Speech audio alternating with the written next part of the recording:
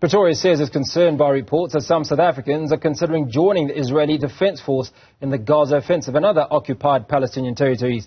The government says this could potentially contribute to the violation of international law and the commission of international crimes, thus making them liable for prosecution in South Africa. Let's start with the Constitution. The Constitution in Section 198 provides for the desire for all South Africans to live in peace and harmony. So that's a lodestar in the South African Constitution. And you will recall that the previous government was often involved in conflict in the neighboring states. And I think that inspired the provision in the Constitution in Section 198.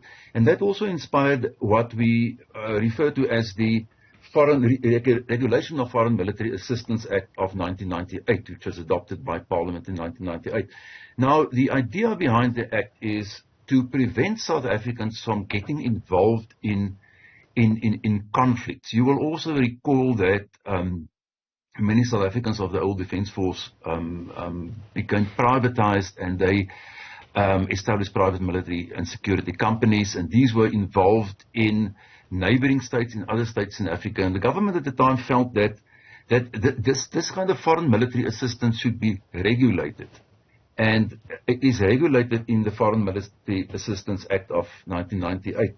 So what the government has done, what the department has done today, was to send out a reminder to South African nationals and permanent residents that there are legal consequences should they join the Israeli Defence Force and get involved in the conflict in Gaza. So it's basically a warning to people in South Africa and to our fellow South Africans that they may be transgressing, and they will be transgressing South African domestic law should they become involved as members of the IDF in the conflict in Gaza.